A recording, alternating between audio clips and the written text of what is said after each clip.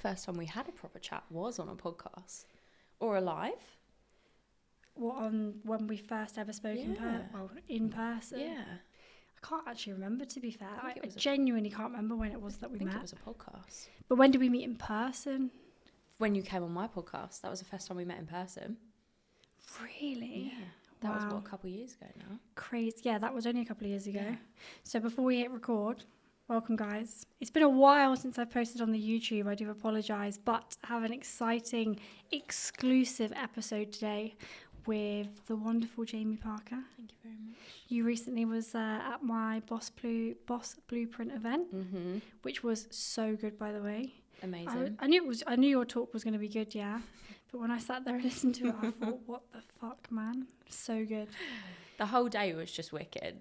Like, just spot on. I wish that was going on. Well, I say I wish that was going on when I first started. It's also that vibe and all of the subjects is not happening like everywhere right now. No, I think like it's actually quite hard in this industry to find events like that. Like, I know it's my event, but it's like there isn't that many. Do you know what I mean? I only know a couple of people who run events for fitness coaches.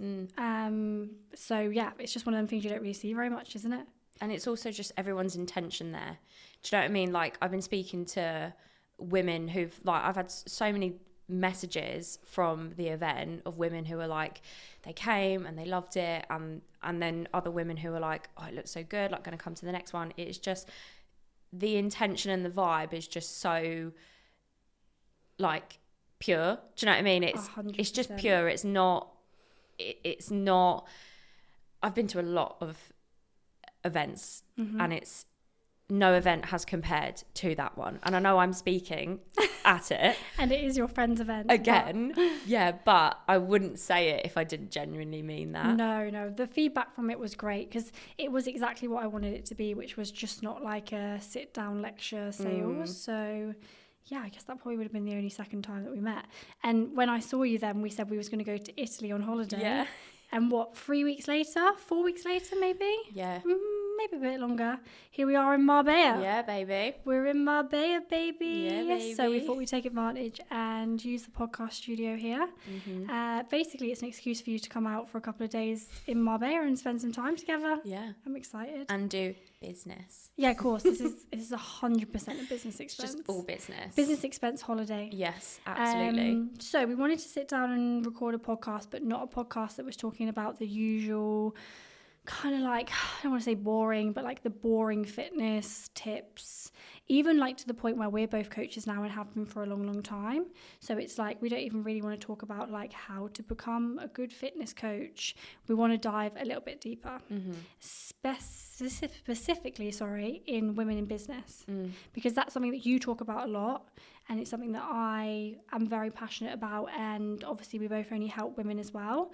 So now that we've been in the industry, because I've been in the industry, 10 years? How long have you been in the industry? Yeah, like same. I think we literally both, I think I might have qualified like before you. And I think I was maybe doing PT before you. But I was so fortunate in a sense of I started working in a private gym. So my experience straight away of coaching was like, I am someone who brings value. I am someone who changes people's lives.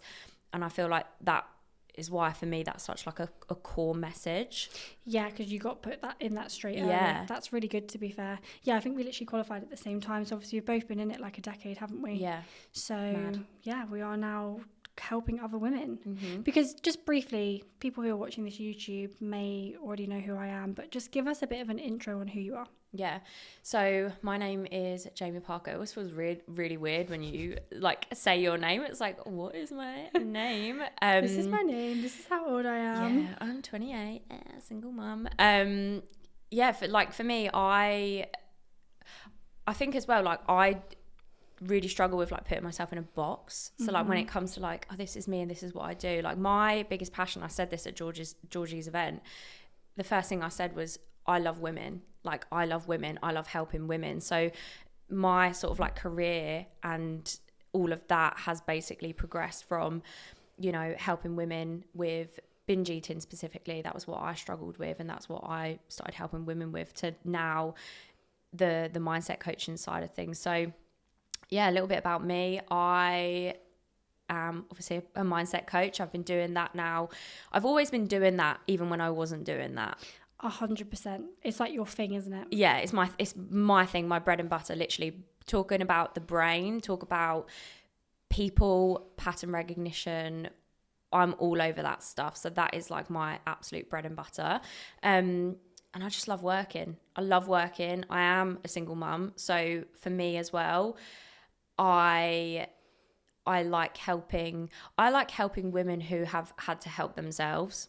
I think that's quite a good way to describe me. Yeah. I can't resonate with people who have not struggled and had shit happen to them. Like, we were saying this about me earlier today. Literally. Can't relate to people that have not been through trauma. No, like that's more trauma. Like clients will be like, oh, I feel like, I'm just trauma dumping. I'm like, give me more. Yeah, like, we love this. We more love trauma, that. please. Like getting into people's minds and people's brains. That is like my absolute bread and butter. And then if you want to see how weird I am, I shake my ass on Instagram every Wednesday. I'm obsessed with animals, hugging trees, shit like that. So if you want to see all that side of me, you can go to my Instagram. I love that. Yeah, to be fair, we are so similar. We are so similar because I feel like we've both not started from nothing, but in a way, started from nothing. Do you know what I mean? We've both started from nothing. We're both now, online coaches doing well, coaching other coaches. And like, there's just so much that you speak about and that you talk about that I relate to. Like the whole, like, going through a lot of trauma. Do you know what I mean? Like, we both had pretty broken childhoods. So we're similar with that. We've both gone through really difficult relationships. So we're similar to that. So we just relate on so many levels. And I think that's why we just bounce off of each other so well. Yeah, totally. So in this podcast we basically just want to talk about being a woman in business, but being a successful woman in business, and we're going to touch on multiple things within this podcast. So kind of the things that maybe people wouldn't think about or talk about, things like the true cost of being successful, what burnout actually feels like, how money works as you become more successful, and that's kind of what we want to touch about in this podcast, right? Hell to the yeah. Where do you want to start? So I want to start with the reality of success, essentially, because how it looks and how it feels can be very different, right? So I don't know we spoke about this earlier, but for the both of us, we've kind of got to that point where we always dreamt of. So like, I don't know about you, like, but I used to think about the position that I'm in right now, even 5 years ago. So like, to finally be there, it's funny, isn't it? Because you strive so hard for a position and then you get there and it's like, it doesn't hit. Yeah, it never feels enough. It never feels enough. So it's like, what I do now and what I have achieved now would have been my wildest dreams 5 years ago. But now I'm here and I have it.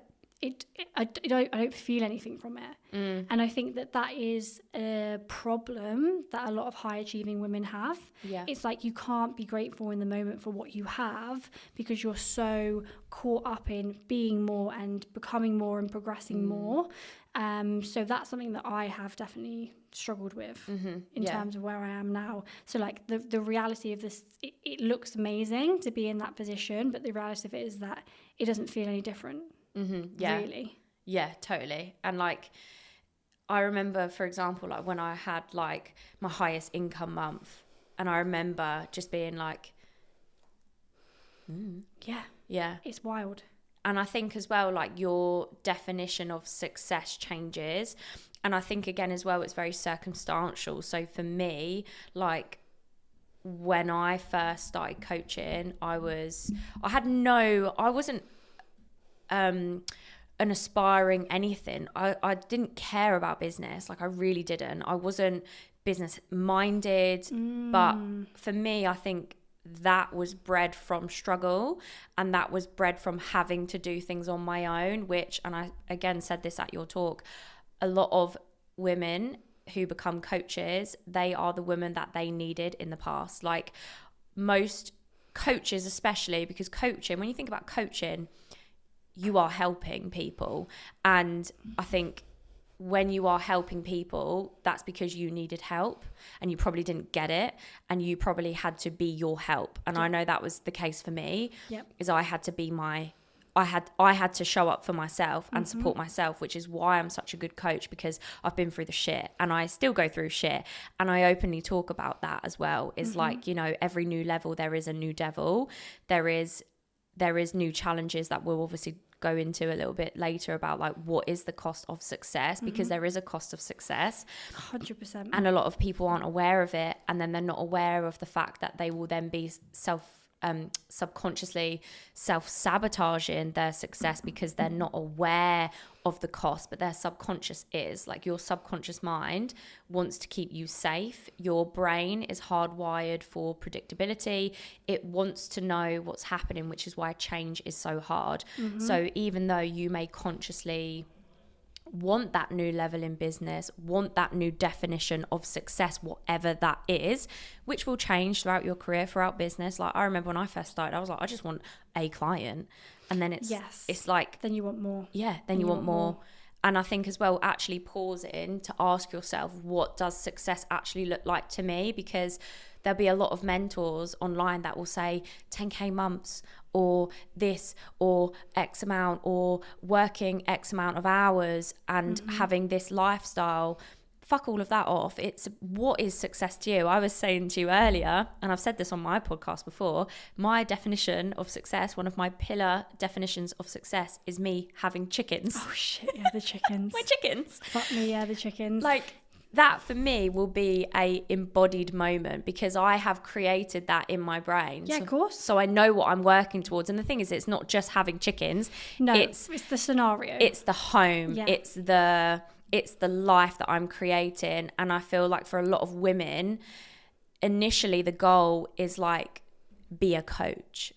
Yeah, and then because of social media, mate, the goal is do 10k. Yeah. The goal is have a nice sports car. The Yeah. goal is flashy watches. And like, don't get me wrong, like I've gone down that rabbit hole. Do you know what I mean? Like, I am someone who likes to have nice things. And like when I first started business, it was never that for me. I think for me it was, this is the thing, mate, like when you've gone through trauma and you've come from nothing and you've had those struggles, you become incredibly self-aware. So I think for me, like I kind of already knew right at the start of like building my business that I just wanted to get out of the struggle. Yeah. Like I didn't want to be in the same boat as family and parents and things like that. Like I just knew that I wanted to make a point to myself to be okay and just safe. Yeah. Safe from financial worry, safe from any kind of independence on anyone else. Like that's a big thing for me. Like, and I know a lot of women will relate, like you push yourself so hard in business so that you don't have to rely on anyone. Yeah. Because potentially in the past you've been hurt by people who you have relied on and you have trusted, and you get to that point where it's like, I don't trust or rely on anyone, and that's not a good place to be in. It's dangerous, right? Yeah. But I just think for me, like I never started this business to make 10k months, have nice things, you know what I mean? It's just what comes along with it.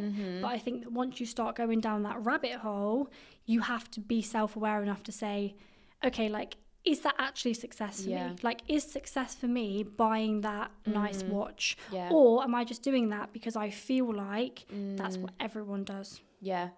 And that's a question that you have to ask yourself. I actually don't think there's a right or a wrong answer to that. No. I think it's independent situation by situation, right? But a lot of people will go down that thing of like, success is only denied or only defined, by those things. Yeah. And it will change as well. Oh, like, 100%. It will change. And, you know, coming back to what you said about, like, you said a really important word there, which I think is really relevant to women in business, and that's safety.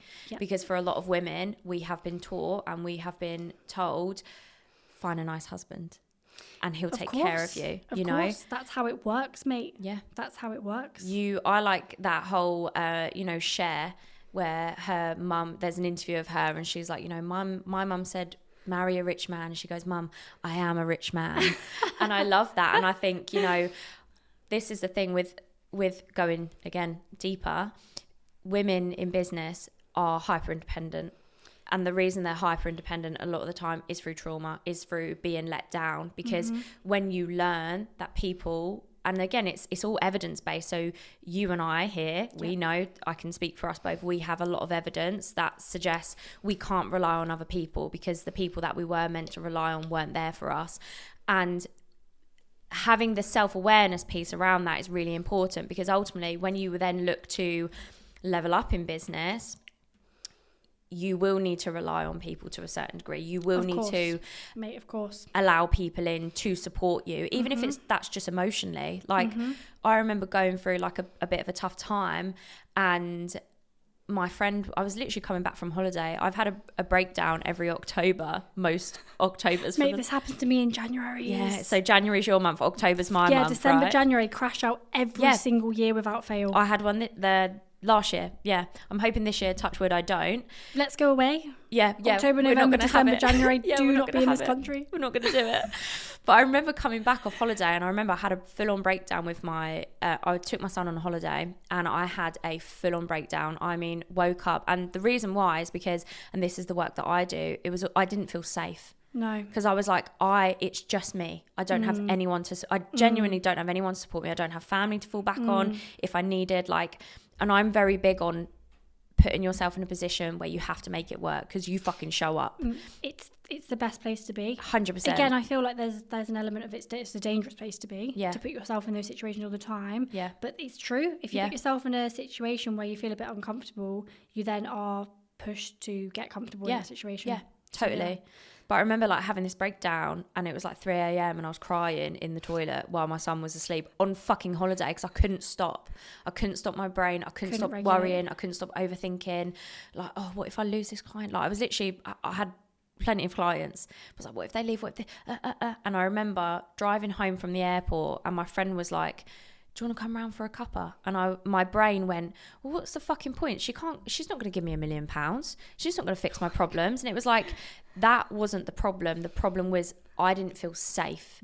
And this is where a lot of high achieving women struggle, is they think more money, more clients is going to create more that internal safety. Yeah. And it doesn't. No, it never ever does. No. That's an inside thing that you've got to work in. Yeah. And this is why so many high achieving women burn out. Yeah. Because like you've said before, it's a safety thing, isn't it? So it's like for a lot of women who are in a situation where work equals safety and work equals success, they are just going to keep burning themselves out. Yeah. Just working and working and working, because that is the only place that they feel like they are achieving anything. Yeah. Right? It's as soon as you pull back from something, as soon as you feel like you're not working, because that's so heavily linked, like working equals safety, like working equals money, financial freedom, not having to rely on anyone. Because that's the thing, mate, like I am an example of that person, because like I know now from what I've done and what I've built, I don't need to rely on anyone ever again. Yeah. Like literally not a single person. And like that is so much safety for me, but it comes with burnout. Yeah. Because for me to maintain that and even continue to grow it, I feel like I have to work all the time. Yeah. So it's one of them. It's like a double-edged sword, isn't it? Yeah. And again as well, it's like, there's a word that I used instead of balance, but I can't think of it right now, so we're not going to use that word because I can't think of it. But it will come. Yeah, it will come. But it's like it looks different all the time, like 100%. And that's the thing as well, is like when you're, and the thing is as well, is like when I'm on it and I'm working hard, but I'm working towards something, I feel my best. I feel better 100%. Doing that than I do slowing down. But you do need those periods of slowing down. And we were saying this, weren't we, when we went for dinner after your event? And I know the women listening to this will resonate with this so much, but like, I don't need 2 hours a night of watching Netflix to regulate my nervous system or to switch off. I don't need that. I would rather work because I love it. And I think a lot of the time, especially with like sort of the work I do around like nervous system regulation and mindset work and stuff like that, a lot of women will be like, just slow down and just do this. But actually no, it stresses you out even more. Yeah. And it's about finding what works for you, and that is what is most important. And that's where a lot of mentors or coaches, they're not giving that. Yeah, they're 100% giving that wrong. Because that's what it is like for a lot of people. For a lot of people who are trying to build something, sitting on the sofa and watching Netflix, although we would quite happily label that as chilling out, relaxing, taking some downtime. Because when you're running a business and you're trying to achieve more within that business, realistically, mate, you never switch off. No. Right? I don't know about you, but I ain't switched off for 10 years. Promise you now, if I'm doing anything, in the back of my head, I'm thinking about work. It's a problem, right? I suppose, in a way. But I also then argue with myself, is it a problem? Because as long as you can be self-aware enough to say, right, I am working on this thing and I am finding myself burning out now. So finding things, like you've said, that calm your nervous system, that aren't generic potentially. Yeah. But then still being able to be self-aware enough to be like, do you know what? Regardless of what I do, whether I'm at a spa or whether I'm fucking walking on a beach, I'm still going to be thinking about work. Yeah. And again, I think it's the price you pay. It's 100% the price you pay. And I think as well, it comes back to like the type of person you are. I would rather be someone who is too busy than has a lot of time on my hands, because I like being busy.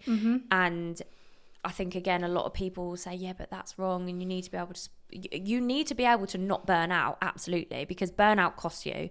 Burnout costs you in business. It does cost you your mental health, your physical health. It does. Like, I have burnt out so many times where it showed up in my skin, it showed up in my sleep, it showed up in anxiety, it showed up in all these physical and mental symptoms, which then meant I couldn't show up in my business. And I also wasn't purpose driven, because I was driven by survival.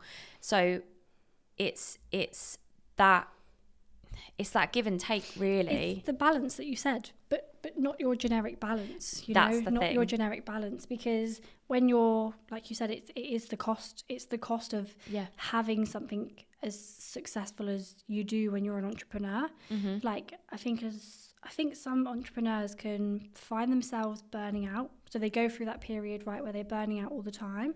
Then they somehow do some deep sort of research. They, find out a little bit more about burnout, but they're listening to the wrong people who tell them, no, slow down. Yeah. Like take a whole weekend off every week. Like, personally, I think if you're someone who's trying to build a business, you cannot take every single weekend off. That's not a thing. Like, I personally just don't believe that you can build something big by taking 2 days of a 7-day week off. Like, that's controversial, but I just don't think you can, because you have to be on it. You have to still push for more. Like, that's the cost of being successful. Like, people think that all these people who have amazing businesses and, they're financially free and they have all these lovely things, that's just luck. Yeah. It's not luck. It's working all day, every day, with periods of chill, right? Yeah. Because we said this before, like, you're a single mum, which I rate so much, but like, you also never, like, you work hard, and like, you're like me, like, you aren't in that camp of, go easy on yourself and rest and take that time out. Yeah, okay, we want to avoid burnout, and there are ways to do that, but like, you also, that is the cost of having a successful business. You can't do what you want all the time. You have to think about work. You won't have a big friendship group potentially. We'll talk about this. Relationships can be difficult. Yeah. Right? Yeah, totally. And I think as well, like, even my definition of balance will look very different to someone who isn't a mum, or someone who is a mum but has a supportive partner, or people who aren't parents. And I think as well, I've never labelled I obviously label myself as a mum, but when I'm looking at business, I never think I'm successful for a mum or for a single mum, because then you cap. I did a little bit, and then I realised I was subconsciously capping myself. But my mindset with motherhood is you're going to be tired, so you might as well be tired and reach your goals. 100%. Because ultimately, I am going to be tired. It's a lot. And in a lot of ways as well, my son, becoming a mum and becoming a single mum, I had my son when I was 21 years old. Like, literally, we went into COVID in the lockdown when he turned 1, and my coaching business blew up. I went from working with about 25 clients to 65 clients with a 1-year-old on my own. And I do not regret, I do not regret burning myself out, because I had to burn out, because I had to do that, because I had to put myself in a position where I had that reputation as a coach, where I was supporting my clients and also building my identity of a coach, because ultimately as well, a couple of years later, even though I was a single mum at the time, because I didn't have support, I then left my son's dad, which I would not have been able to do if I wasn't financially independent. And he wanted me to be financially dependent on him. And I will never be financially dependent on anyone. And I don't know if it was intuition, but I just knew, and it was so hard. Like, I was literally, if I wasn't working, I was with my son, and if I wasn't with my son, I was working. I burnt myself out, and I don't regret it, because if I didn't, I don't know where I'd be. So it's part of the process. Do I want to do that again? Absolutely not. Did I learn a lot from that experience? 100%. And I learned it, and then I applied it, and then I changed my business. And the thing is, as well, is like with being a mum, my life is going to go into forever change, because my life now is very different from when he was 6 weeks to 6 months to 6 years old, and it will be different when he's 16. So I have to be flexible, and I have to be adaptable, and that is a skill that I have learned through being a mum, you know, and a single mum. And it's funny that it's funny how similar we are, mate. And isn't it funny how every woman in business has to do that burnout thing? Because obviously we talk about burnout, right? We talk about casual burnout. You and me still burn out. I burnt out last week. I burnt out a couple of days ago in like mini burnouts, right? Yeah, your capacity for it is different. That's what it is. Whereas when we're talking about the burnout that you had in lockdown, bruv, same. Yeah. Wanted to die. So bad. And I do honestly think that every successful business owner has to find that point where it's like, yep, that's too much now. Because I was exactly the same, right? In lockdown, my business blew up. And I think it's just because we were both established, right? We was already in the industry, everybody went online, fine, right? We were already there, and we were available, and we had good services. And we were showing up. So I had exactly the same thing happen. It was absolutely wild. I've never ever been so busy in my life. Like, literally, you'll know the feeling, right? When you've gone from X clients to triple that. Yeah. Like, you're not ready for that. No. Like, you've not worked out the systems and the efficiency and the way to best approach that many clients. Yep. You just chuck yourself in the deep end and hope for the best. Yep. So that level of burnout for me was like, awful, but no regrets. Same as you, no regrets. No, because it taught me so much about myself, so much about my work ethic. The fact that if I want to, I can do shit like that. Yes. And obviously, like the cap now, my business runs a lot differently now than how it did in lockdown, because I can't just take on clients willy-nilly like that. Like, it was literally just too much, right? And the cash flow was amazing, right? When we look at it on a business sense, if you put it into figures, it's crazy, right? Crazy money, crazy. Like, the business growth is so crazy. But what was the cost of that? I've never felt like that in my life. I was so burnt out. Like, I couldn't even go for a coffee with a friend for half an hour, because my messages would just be too intense for even a half an hour break. If like, I didn't have this would send me sideways back then. Because I just couldn't be away from my phone for an hour and a half. That would honestly ruin my life.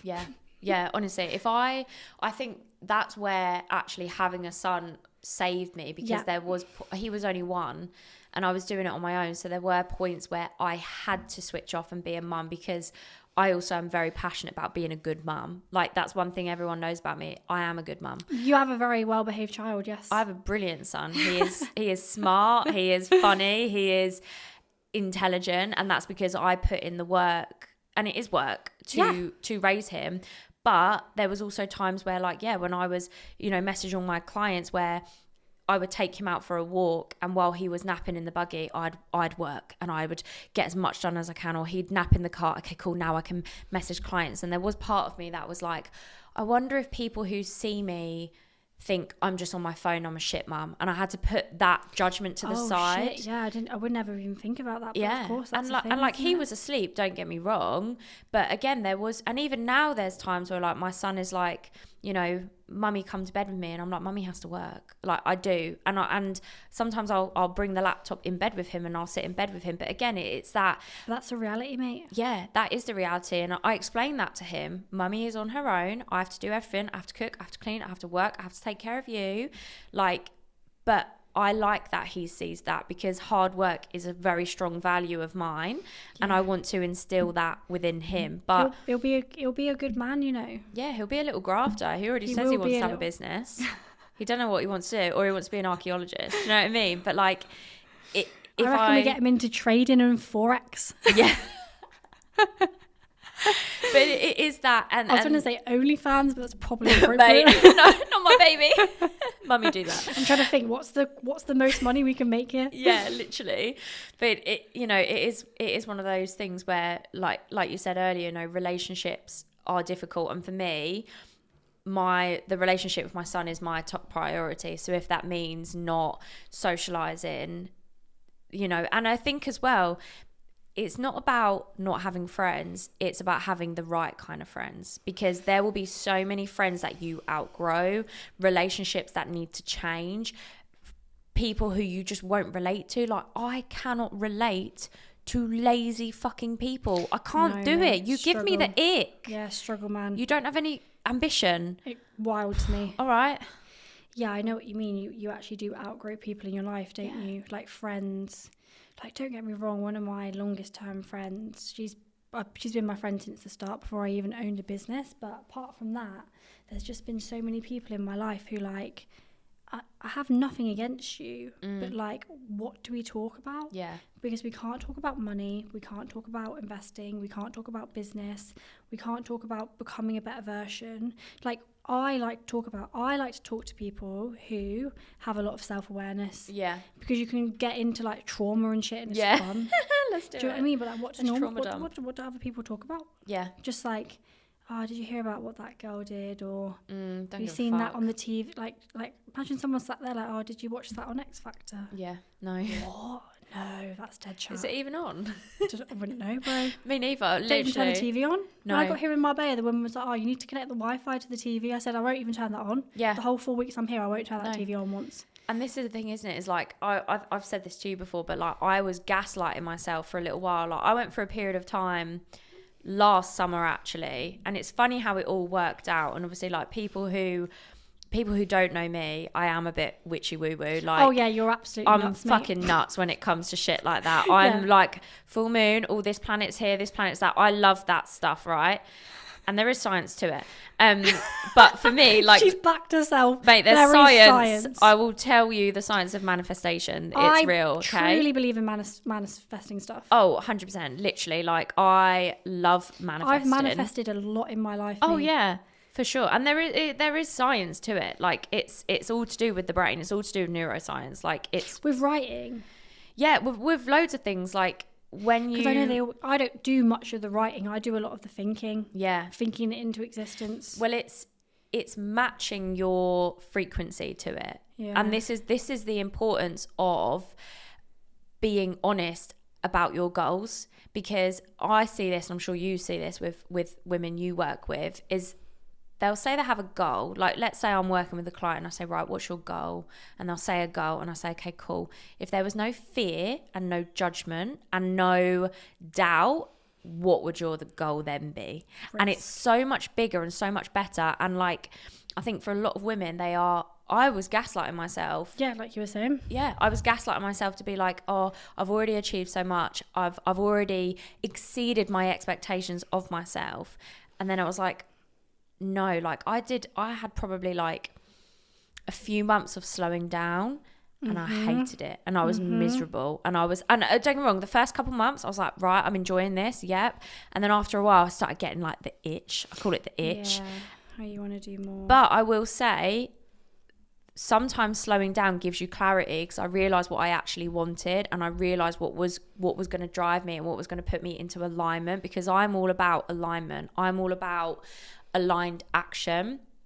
And I think that comes back to actually knowing what your definition of success is, so that you know what you're working towards. And I think the longer you're in business, if you don't check up on that will start to get blurry. 100%. And the noise.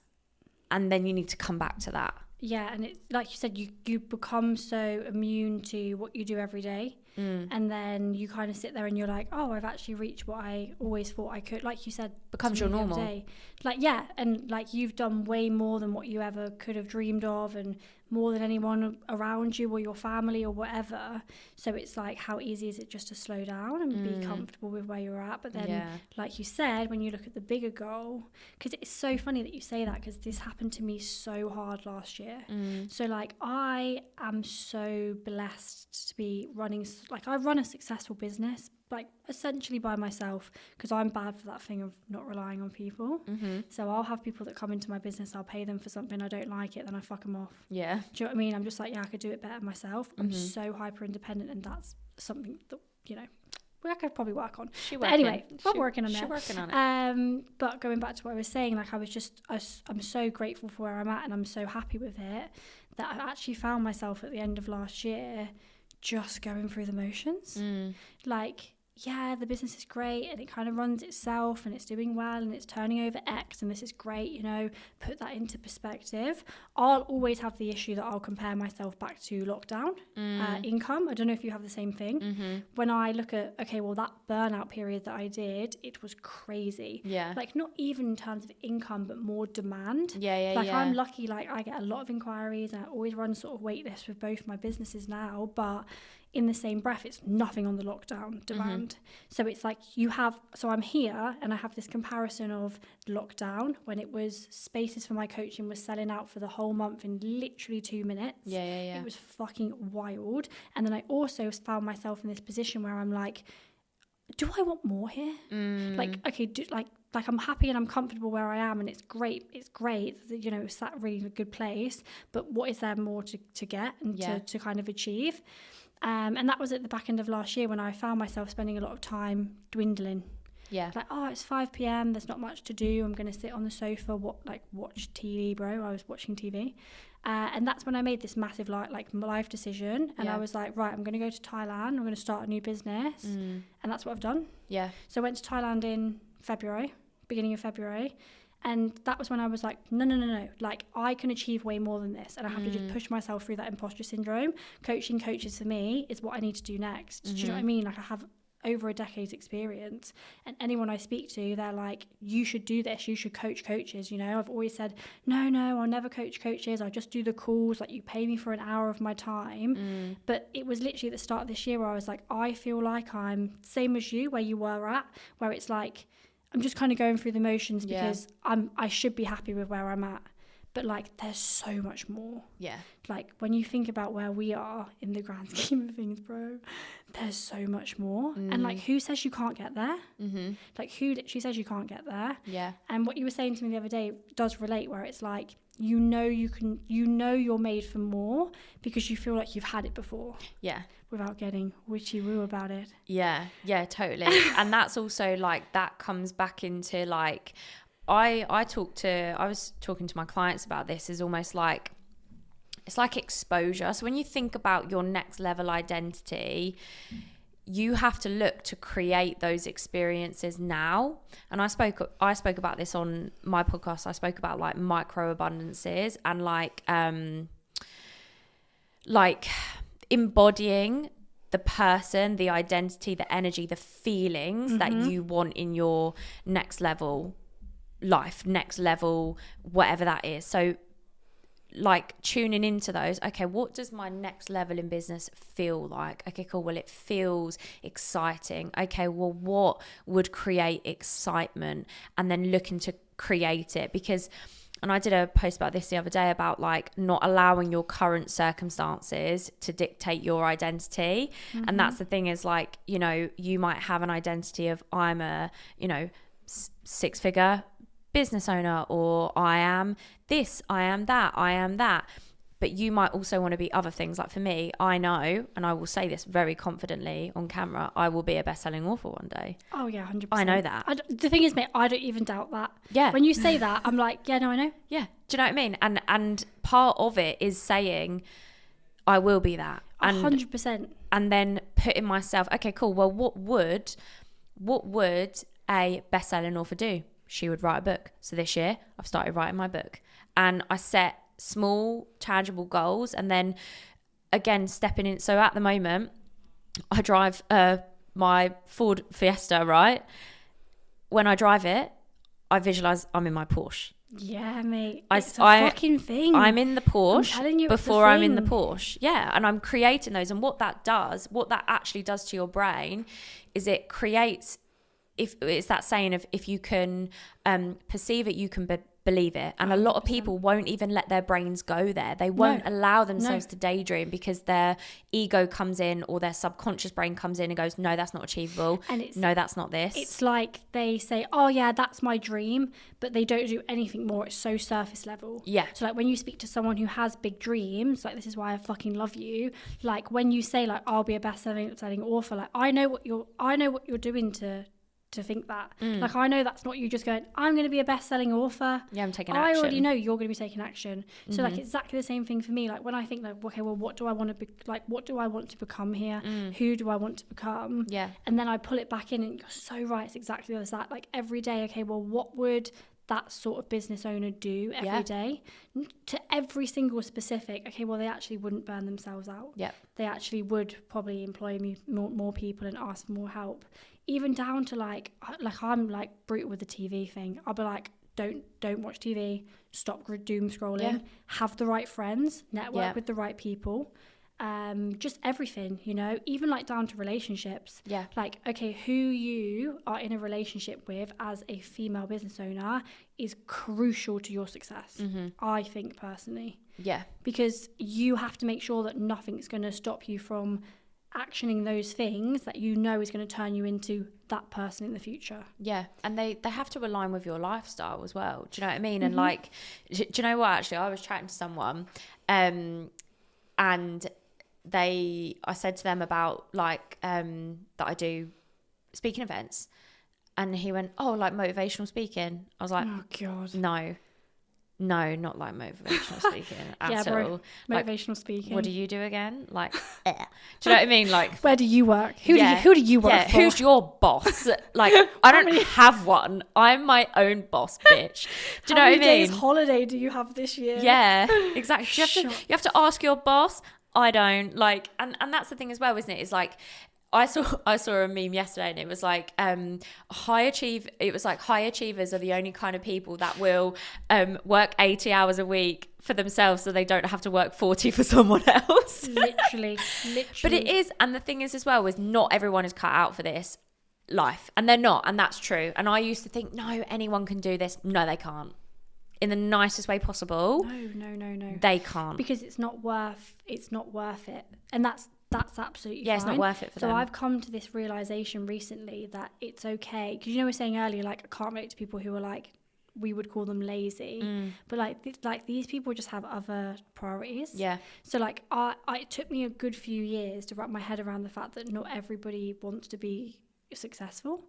People are happy to just go through their life. Yeah. And like, that's okay. Yeah. But you can't also then be like, oh, anyone could run a business, and like you can't, because it's just not worth it for some people. No. Like the feeling of success, which if we go back into the being deep about it, comes from not rely like you know where we've come from, that place of like no safety, no security, not being able to rely on anyone and having nothing. That level of like getting out of that and the success that comes with that. Because for me, success isn't about money or clients or figures. It's about never being in that place ever again. Right? So it's just like, that isn't made for everyone. No, it isn't. And like going on holiday and just being able to go on holiday. Fucking what? Have a holiday once a year. What? They live for that holiday once a year. That for me is, I can't relate to it. And no, yeah, true. You know, self-development, and me and you are both very into self-development. We want to, and business is self-development as well. Business is a journey.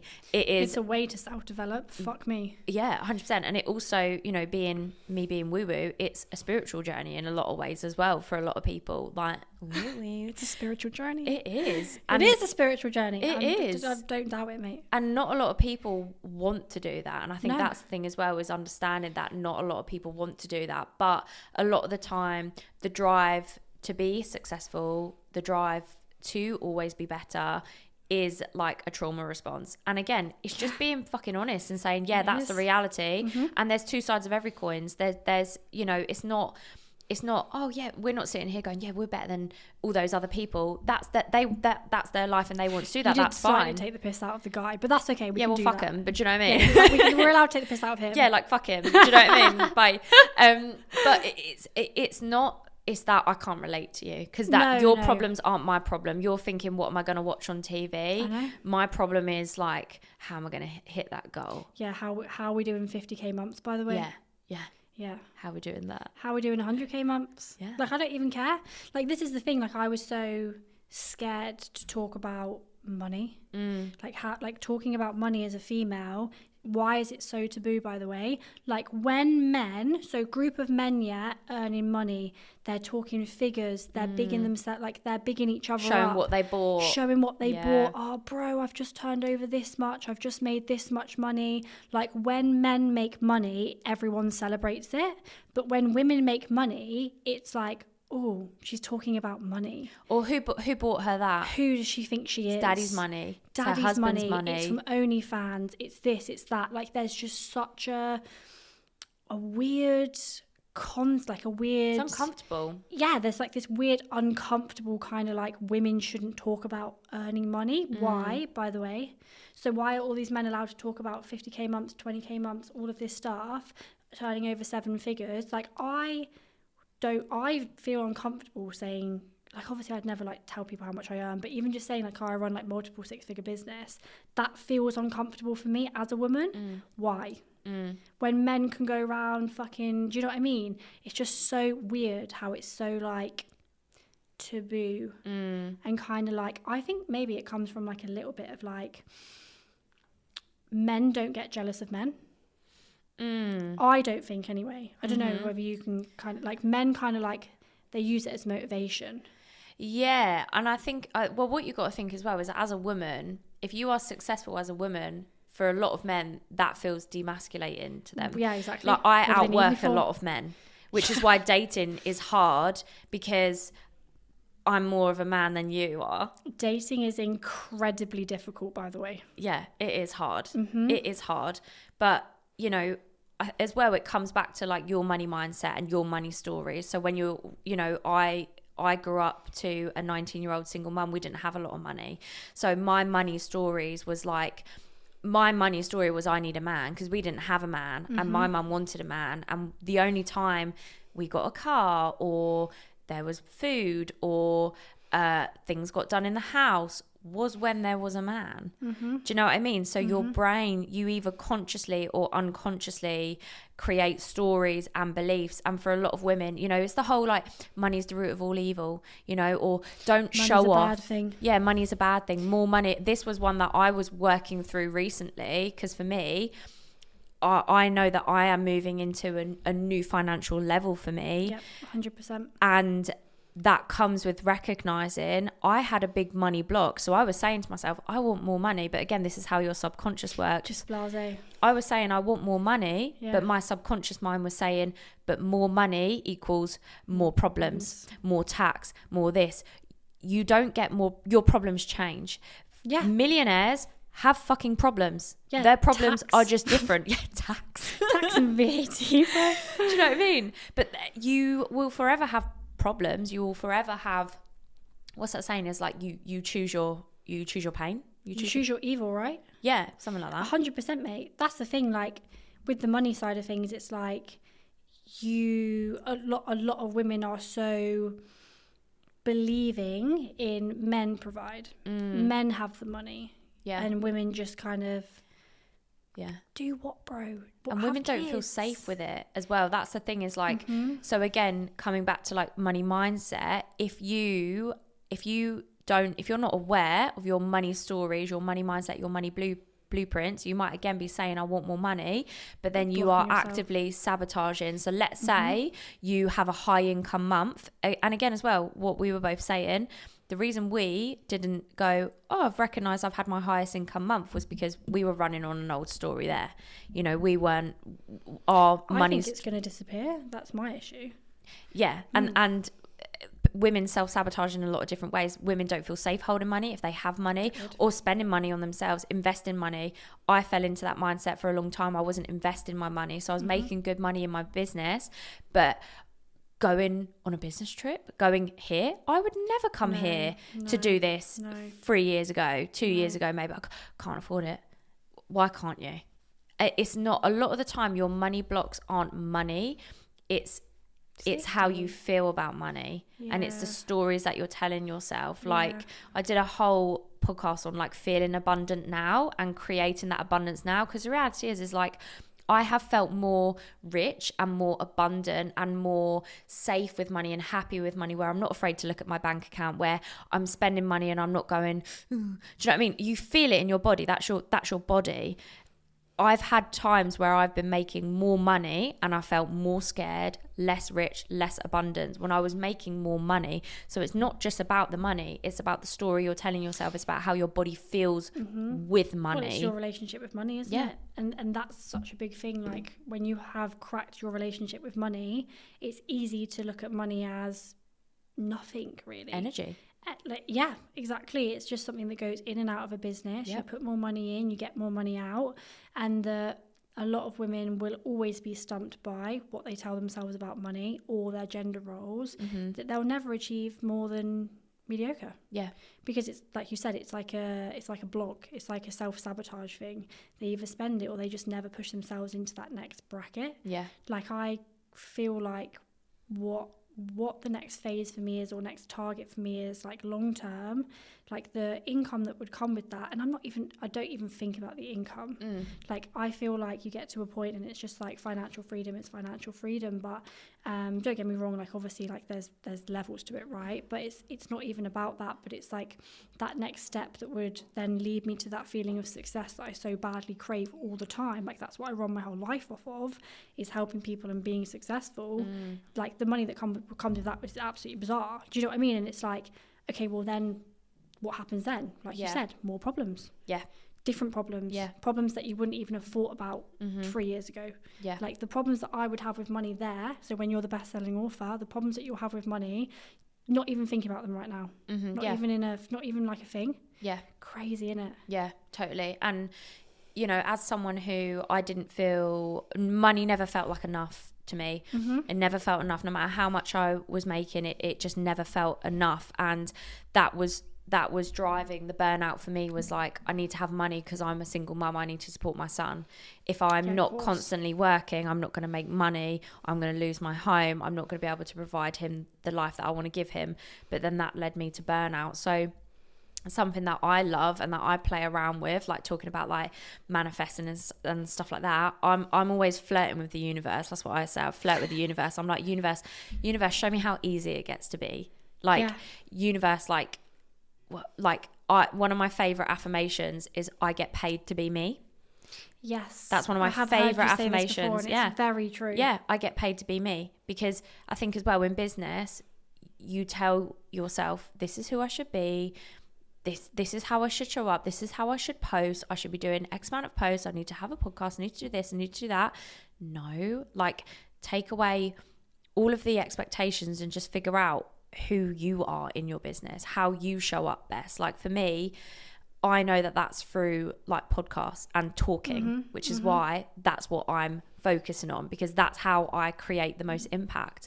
So it's like, I get paid to be me. When I rest, I receive. That's another one of my favorite ones, and it fucking works. Last year I went to Malaga and I got off the plane and I checked on my emails, and I got an email from a big company asking me to do a corporate wellness event.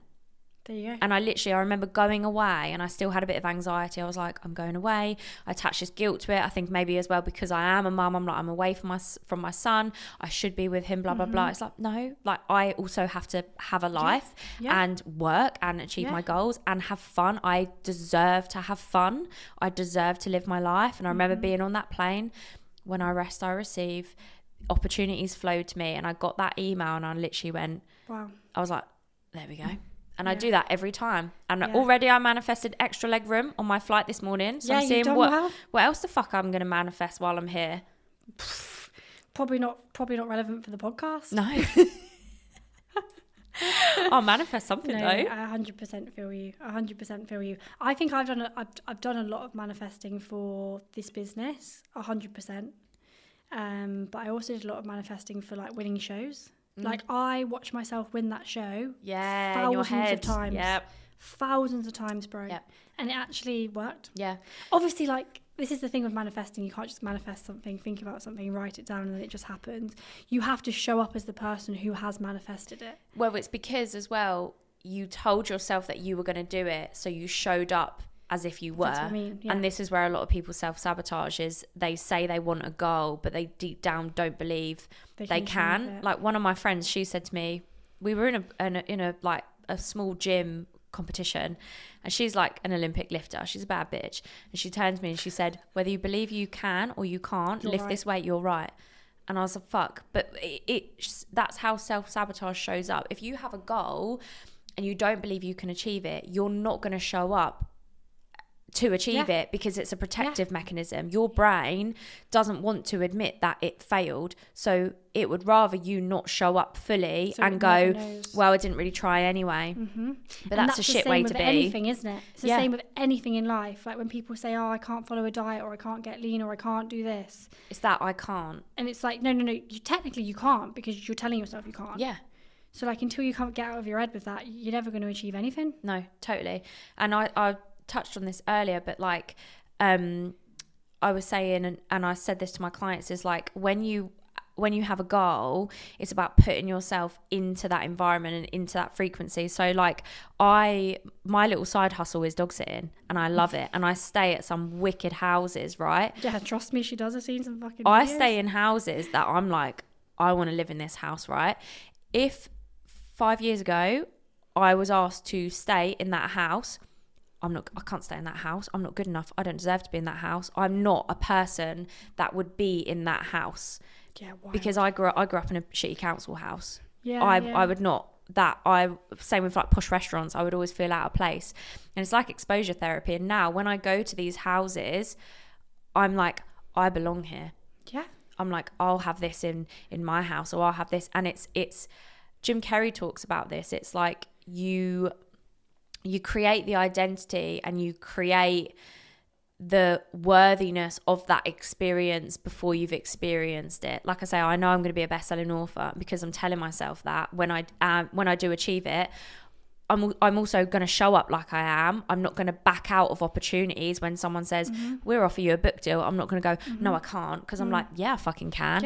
Yeah, thanks. Come on. Do you know what I mean? And then when you have it, you're not going to self-sabotage it because you've prepped for it. Yeah, you already know what it's going to feel like, right? You've prepped. Which is interesting that we say that, because just thinking, it definitely comes back to what we said right at the start of this podcast, where we said when you do finally achieve your goals, it doesn't feel that deep. You can't feel it, and maybe the reason why you can't feel it is because you already know what it was going to feel like.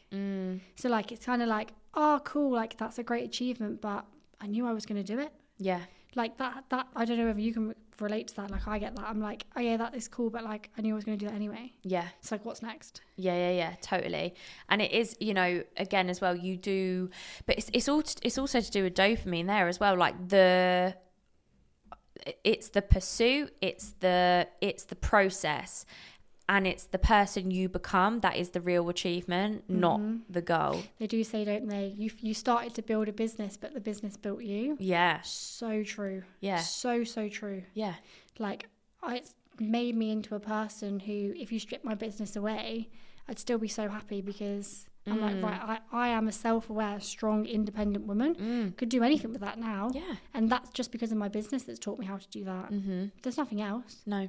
Well, that's you. That's because you've built that. You've built that character. You've built that identity, and that's where also like struggle and adversity and trauma and all of that can be used as a strength, and you can use it to your advantage. And again, it comes back to being self-aware, because there's two sides of every coin. You've got if you're addicted to work, you're probably going to be successful. You're also probably going to experience challenging relationships. You're also going to experience burnout. Okay, cool. Learn, and then patch things up as you go along. And it's just accepting of that, isn't it? It's like, okay, well, to trade in and have this successful business and this financial freedom and being able to travel the world and do whatever you want to do. Okay, what's the kind of reality of that? Yeah. Well, the cost. The cost. It's hard to make friends that can relate to you, that you have fucking interests with, that don't mind being a low maintenance friend. Relationships, that's a massive one. Burnout, never switching off, all of these things. And it's just weighing out whether the risk is worth the reward, I suppose, and how far you want to take that. How far you want to take that, because I imagine it only gets worse. It only gets worse from this point. Yeah, for sure. You think it's hard dating now? Wait till you fucking are a best-selling author. Yeah, totally. Do you know what I mean? It must be so difficult when you're that. As a woman, the emasculation side of things must be so bad. Because if it's bad at our level, which we speak about, it must be well bad up there. Yeah. I think it's hard. And again, as well, I think it just comes back to people's expectations of you and of themselves. And I think as well, like, I think boundaries is a big thing. Like, when you start a business, and especially if you want to be successful, is like, I always say, if you don't want a normal life, you can't live a normal life. If you have big goals and you want to achieve things, like I was saying this to my client, like, she is an author now. She's published her first book. Love that. Congratulations. Yeah. Shout out Katie. Shout out Katie.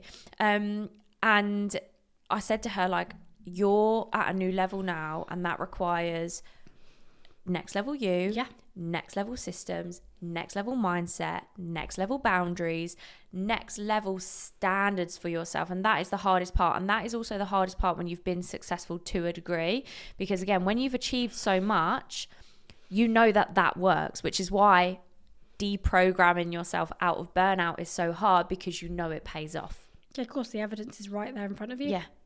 But there is a different way of doing things. Like, there is a way to be successful and achieve your goals without burning out to a degree that you don't want to burn out. Yeah, because there's mini burnouts. Do you know what I mean? We love a good mini crash out. We love a mini breakdown. Sometimes you just have to, if I have a mini crash out about once a week, I'm like, right, I'm on the right path. Mate, you're smashing it. That's just processing your emotions. That's healthy. Yeah, I completely agree. Yeah, that's healthy. A bit of a crash out, can't complain. I think that's what happens when you moving into like a new space. Yeah, new level, new devil. At the end of last year, I was probably having no crash outs, so that's why I was like, right, it's time to get some more crash outs on the table. Yeah. What more can we do? Yeah, it's How time many to more push. hours can we work? Yeah, it's time to push, but it's you do it because you want to. At the end of the day, we wouldn't be doing this if we didn't want to. So fucking true, mate. Yeah, it's like, so we want fucking this. true. Yeah, it's so fucking true. It's exciting though. It's exciting, and I don't think there should be anything wrong with women talking about wanting to do more. Yeah. Like, there's just such a thing of like, just keep it to yourself, work hard, grind hard. Obviously, like, we don't fucking like flash it off. We're just having a conversation on a podcast. Do you know what I mean? Only certain women are going to tune into this, or nosy people. Yeah. Either or. Yeah. Hi, haters. Hi, haters. Wish you were here. So like that, do you know what I mean? We're not like sitting around bragging about it, but I still just think it's like, it's such a small majority of women, and it's like a lot of women will think, again, going back to what you were saying, like, I want to be that businesswoman, I want to earn that money or have that kind of business, but they just never will, because it's like, women should stay quiet and behave. Yeah, and that is a big like trauma and story that a lot of women need to work on, you know, and change that story. You know, I knew for me, I love being a mum. Being a mum on its own is not enough for me. I need to be me. And that's okay, by the way. Totally. Because some people would be like, oh no, you can't say that. Yeah, no, I will. People ask me about mum guilt. Do you get mum guilt? Oh yeah. No. Yeah. What the fuck's that about? No. Like, very rare times. And again, I recognize it and I go, oh, where does this come from? Because that's not me. I don't feel guilty about that. Like, I should not feel guilty about living my life and providing a life for my child. And, you know, people be like, I had a lady at your event saying about, and it was lovely actually, because she messaged me after, she asked me about mum guilt, and I shared my experience. I don't fucking get mum guilt. Yeah, I don't fucking get mum guilt. What do you mean? It's a trap. And they'll all be like, it's a conspiracy. What do you mean? Literally. But she was like, she was saying that she wanted to achieve new levels, and I said, right, well, that will require different things. You and have to fuck off the mum guilt first of all. Yeah, fuck that off. And she started putting her little one in after school club a little bit, so she can have an extra hour, which is sometimes all it takes. Do you know what I mean? So I think if you have goals, especially if you have children, like, you're doing it for them. Like, my son is 7 and he has a way better life than I ever did. Do you know what I mean? Yeah, of course. And that's because I provided it. Which must be a pretty cool feeling. It is great. Yeah, it's fucking fair play, mate. Yeah. I could never. Obviously. Fuck that shit. Well, who knows? No, bro. No. Your, like, mum guilt is my, like, boyfriend guilt. So, like, I don't feel guilty about not having a boyfriend. Yeah. Do you know what I mean? You got to do what you got to do. Put him in afternoon school club for an hour. Put him in a boys' club. Put him in a fucking dark room and lock the door. Yeah, literally.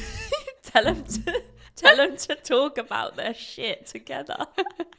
I saw a video the other day. It made me laugh so much. It was all these workers in like a city, and this woman, she's like, men doing men things. She's like, men shouldn't have opinions. They should not be here on Instagram. They need to be out here working. And I was like, yes, queen. It's like, men shouldn't be doing aesthetic photo dumps on Instagram. Yeah.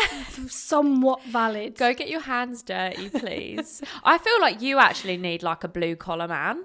I feel like what the fuck's that? Blue collar man is like a working man. Oh, no, mate. What, as in like a businessman? I'm looking for a man in finance. That kind of vibe.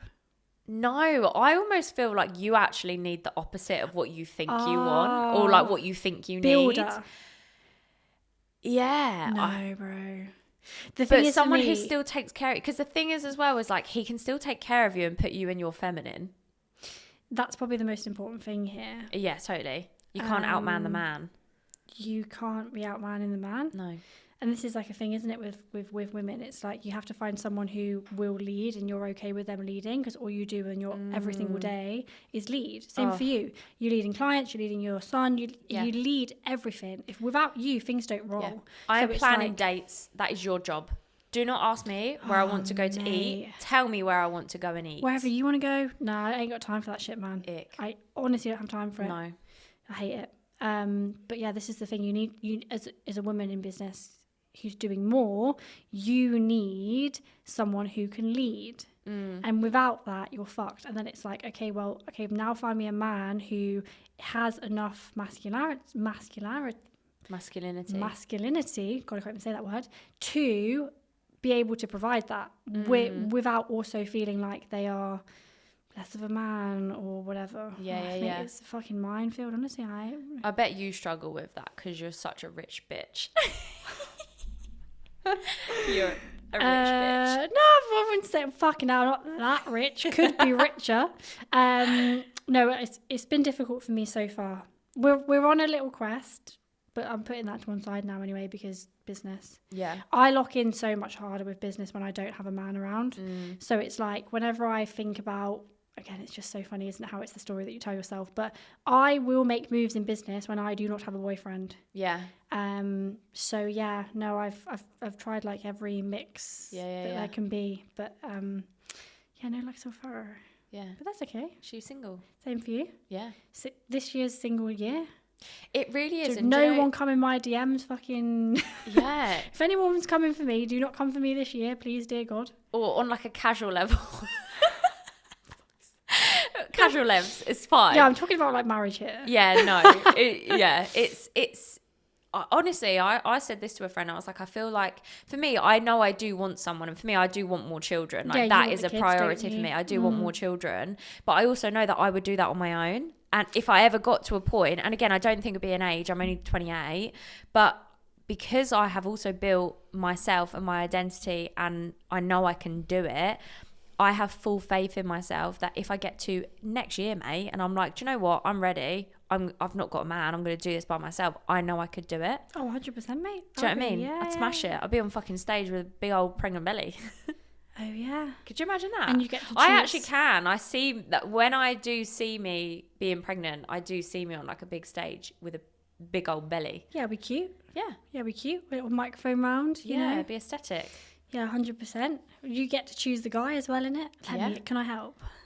Yeah, we'll do a little like... What do you get, like magazine? A catalogue, yeah. I hope so. I'm like, do we want green eyes, olive skin, or like Smart. God. I hope it has like... I'd be like, make sure his mum doesn't love him. Yeah. Don't want that one.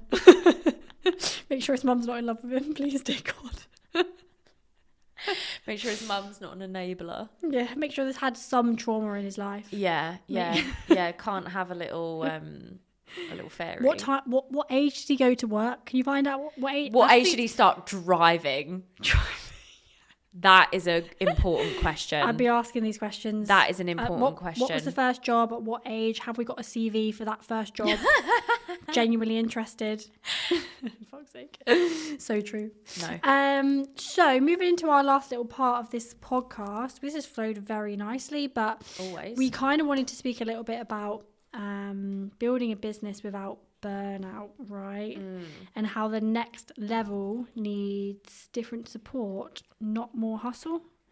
So this is an interesting subject, isn't it? Because it's about like, okay, well, as women, we know that work equals success. Yep. Yes, this does include a bit of burnout, but when you want to step into the next level, which I think a lot of people are trying to do in one way, shape or form, like that will look different for everyone. What can we do essentially to make sure that we're actually doing that?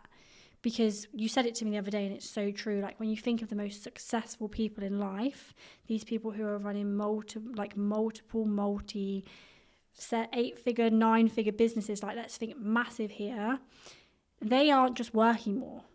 Because you can't. There's only so many hours in the day. Yeah. They're working smart, right? Yeah, and they're taking care of themselves. So I feel like you're a good person to talk about this. Talk a little bit more about like what that looks like. Well, I think the first thing is knowing that everything is an extension of you. Your business, your relationships, everything is a extension of you. Even just your energy. Like if you are tired and you're mentally fucked, you are not going to be showing up as the best version of you. You will probably still be showing up better than most people because you're a high achiever. And this is the hardest part, is working like that has got you to this current level. So you have so much evidence that says this works. So that's why slowing down doesn't feel safe, because you've not built the evidence to suggest slowing down can mean more money. Working less can actually mean more money or more freedom. Round, doesn't it? It comes back round. Totally. And recognizing as well that, again, as a high functioning, high achieving woman, you have probably had a chaotic upbringing. You have probably had chaotic relationships. You are physically, mentally, emotionally addicted to the chemicals of stress, of cortisol, of dopamine, of adrenaline. You will seek those things. And a lot of the time, your vice is business. So you will look to create the chaos. You will, I've had those days where I'm like, I don't have, and this is the hardest part again as well. There's always more to do. Your to-do list will never fucking end. Finished, there is always more to do. Does that need doing now? And a lot of the time you will tell yourself it does, and it doesn't. And then you give yourself a hard time for it when it's not done immediately. Yeah. It's like, yeah, of course it's a first priority. And then when it's not put as a first priority, you start to feel the guilt. And then it just all comes back round, right? Yeah, totally. And like, again, the neurochemicals play a part in this as well. And this is like my bread and butter because it's science. Okay. So you've got a cortisol come down, which when most women, when they start to work with me, the first thing we will do is we need to get them regulated. So we will look at what is currently dysregulating them, and it could be simple little things like, they're constantly replying to messages. They, as soon as they wake up, they are on their phone. Do you know what I mean? Hello. Whatever it is, me, by the way. It could be their caffeine intake. Okay, could be all of this. And this is where, again, like the health and fitness coaching comes in handy, because I have such a clear understanding of the nervous system, the little things that could make the difference. Yeah, totally. So it's like, okay, cool, let's get you regulated first, because when you do regulate, you're not in survival mode anymore. And when you're not in survival mode, you're thinking of thriving. And when you're thinking of thriving, that's when you're thinking bigger picture. That's when you're thinking, okay, cool, what would I be doing? What goals would I set myself if I weren't just focused on survival? And again, your level of survival will look very different as you progress through your career. Yeah, of course. Your survival would have been a goal once. Your survival now might have been your goal 5 years ago. So when you actually have the capacity and you're regulated, and being regulated doesn't mean doing less. It doesn't necessarily mean taking things off of your plate. It means regulating yourself, which will look very different. But, it's going to be person dependent here, isn't it? Yeah. But I'm sure everyone could probably think of a way that they are currently spiking their cortisol when there is no need to do that. Yep. They're doing it because they're addicted to a cortisol spike, as we previously said. Yep. So it's one of them things where it would be very person independent. Like, I know that for me, like, you know this about me, like, I need to not reply to clients every second of the day.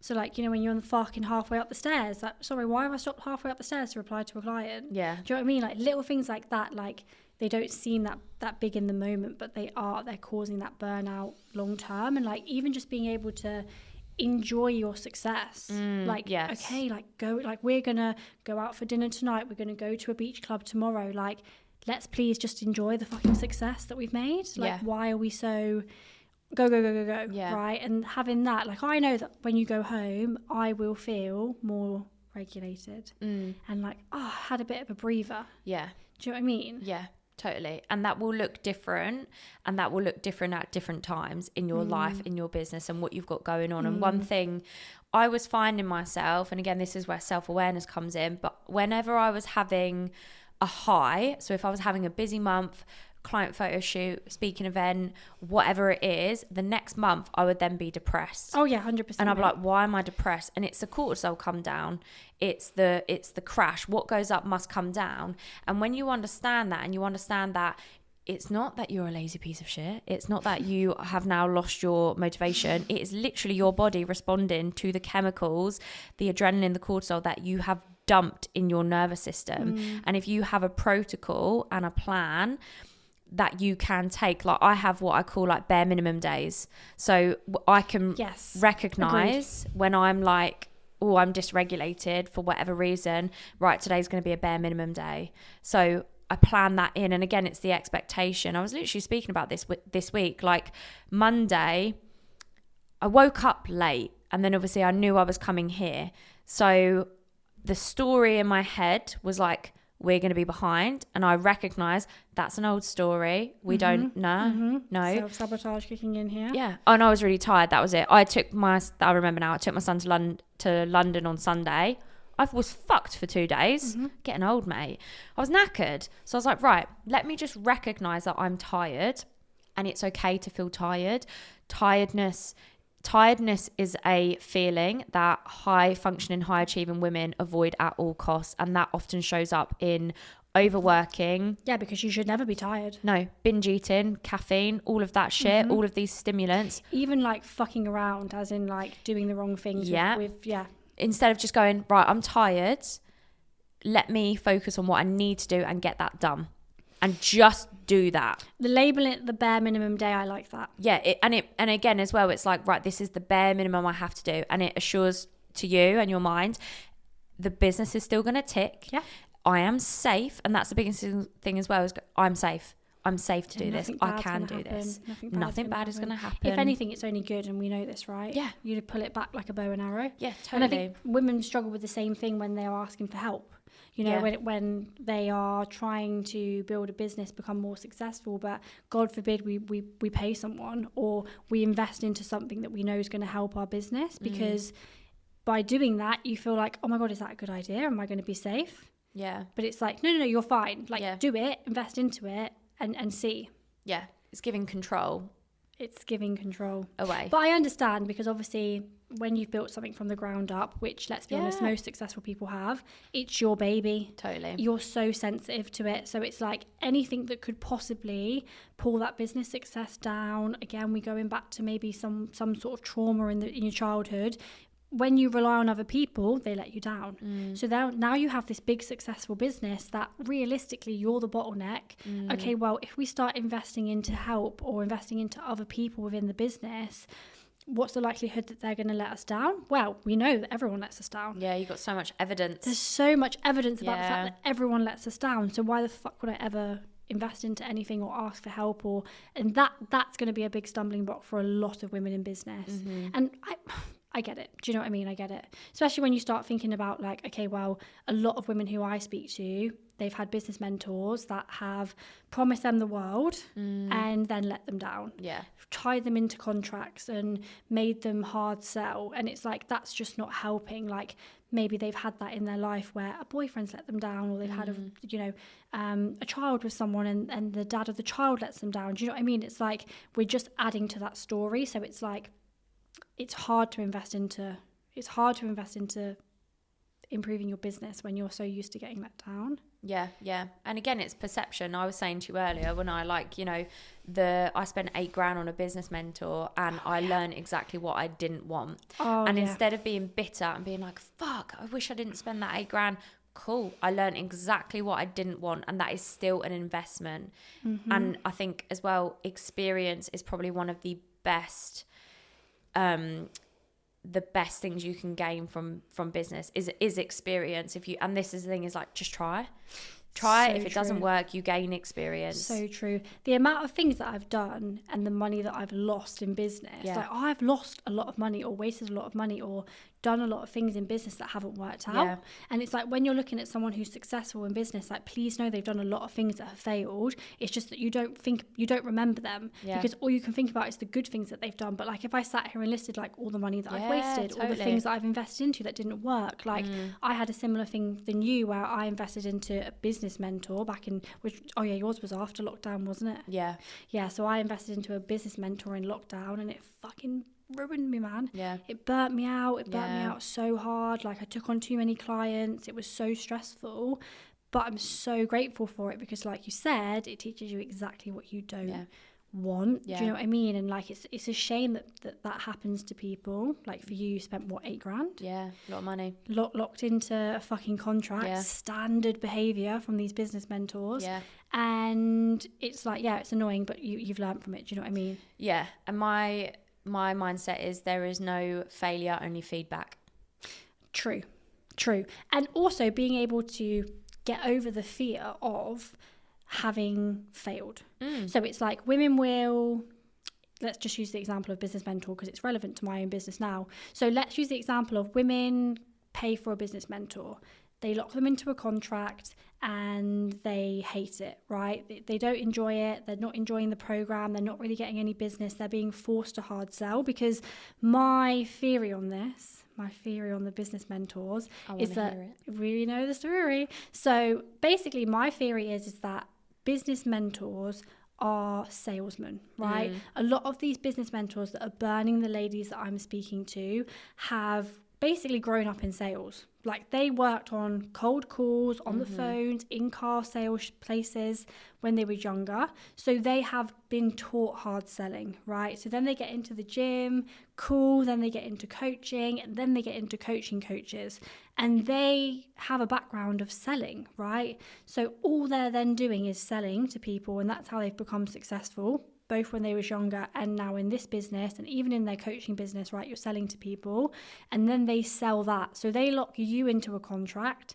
Like, if you're looking for a business mentor, right, never lock yourself into a contract. That is the biggest red flag. We should know this. Do you know what I mean? So locking these business clients into contracts, and these business clients are then locking clients into contracts that then make the business mentor look great, because they're jumping on sales calls with people who, you know, don't even really want coaching. These poor coaches are just jumping clients on, selling to them, hard selling to them, taught by the business mentor who loves sales, locking people into contracts. And then before you know it, it's like, okay, well, that business mentor took that person from $2,000 to $10,000 a month. Yeah, but everybody hated the process. The client hated the process. The coach hated the process. Do you know what I mean? Like, it just is fucking smoke and mirrors. Yeah, totally. And it's like, the clients might not even be aligned clients. Like, they'll leave. It's like this fake, like, oh, look what this business mentor did. Like, this business mentor took me from this to this, and everyone's riding on this high until it all comes fucking crashing and burning. And it's like, okay, well, after that's happened to you, take it as an experience and move forward and try again. You know, I speak to a lot of women. They're like, oh, you know, I do want to get another business mentor. I do want to invest into my business business. I know it's the next step for me, but I'm worried about what happened before. And it's like, okay, well, no, you have to get past that. You have to brush yourself off, dust yourself off, and go again. Yeah. There you go. Yeah. Have we covered everything? Okay, we have 5 minutes left. Okay. Do you want to talk about future plans? Yeah. Is there anything else we wanted to talk about? I don't think so. Yeah, why the fuck not? No, not really. I don't think. So, yeah, why don't we talk about where you want to go in the coming future? Ooh. Let's talk about the bit, like, okay, obviously we're talking best-selling author here, but like maybe just in the next few years. Yeah, I think for me, it's really stepping into the identity that I've always had. I've always known who I am. I've always known what I'm capable of. And last year and sort of the start of this year was like admitting it. And going, no, okay, no, I that is me, and I need to go all in on what that looks like. And there's a lot of different components to it for me. You know, I absolutely love mindset coaching. You know, I was doing fitness coaching before, so even that, I'm like changing niches there. Do you know what I mean? Which is hard to do, by the way. It is, and like I was saying, mentally it's hard to do. Yeah, and like I was saying to you earlier, like I've known this for so long. Like for me, even when I was a PT, and people will come into me for like fat loss or like healing their relationship with food, which is very much in the mind. Mindset. It is very much in the mind. Them losing weight, it's like, oh yay, but if they're like, I went out for a meal and I did not feel guilty, I'm like, that's success. That's my bread and butter. That's mine. That's what I love.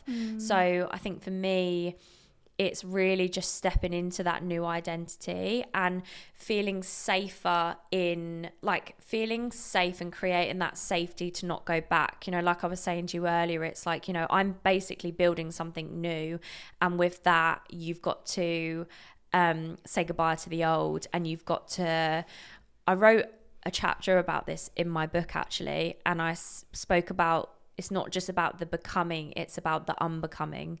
So unbecoming, so true, mate, unbecoming this version of me that's got me here because she's not going to take me to my next level, and fully admitting what I want and not feeling silly. Like I don't feel silly to say I currently drive my Ford Fiesta, but I will be driving a Porsche. Mate, and when I'm in my Ford Fiesta and I'm taking my son to school, I visualize myself in my Porsche, and I talk about our farm, and I bring my son into it as well because kids are great at manifesting. I say, babe, use like, the kid for manifesting. Yeah. I'm like, mate, when we've got our farm, we're gonna have this. What we're gonna name our chickens?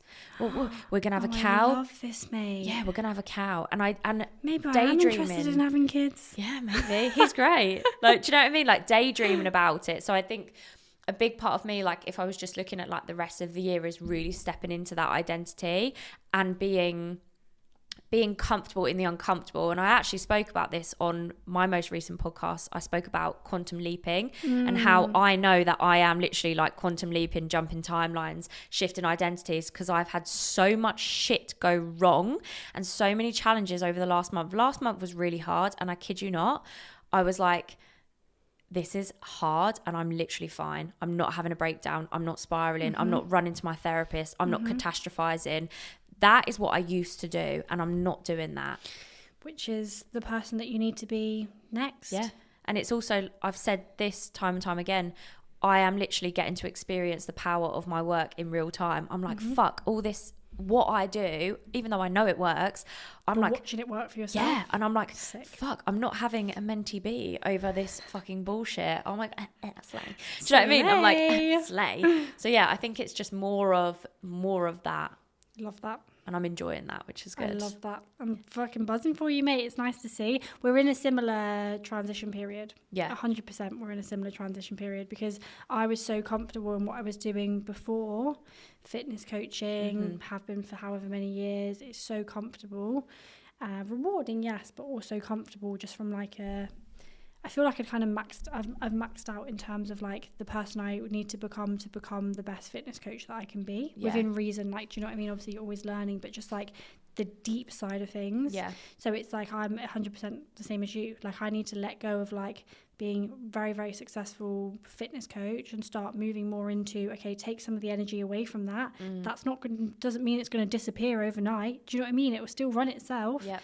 And move that energy into, okay, well, now I'm becoming a business mentor. Do you know what I mean? And like, that's a big step up for me. It's a big identity change, even though to the outside eye it wouldn't look any different. Do you know what I mean? Like, nothing will change. Still the same person, still lives the same life, still does the same things. It's like, it's inner you, isn't it? It's so crazy. It's like the inner you. Like, I know that's a big identity shift for me. Yeah. Even though it would probably look the same to anyone. Yeah. Yeah. It's pivoting and recognizing that you've outgrown something a little bit. 100%. And you're ready for the next thing. 100%. Well, thank you for coming all the way to Marbella, mate. Pleasure is all mine. I know, thanks for having me. Such a hard trip, such a hard holiday. It's been awful. So hard, just sitting in the sun, drinking coffee, going to beach clubs, going out for dinner. But I appreciate it, and I'll leave all of your links, including your podcast, in the link below so that people can watch. Fabulous. And we'll have to do this again sometime. Yeah. Come to Italy next time. Yes, in Italy. Yeah. Thank you for having me. Cool. Thanks.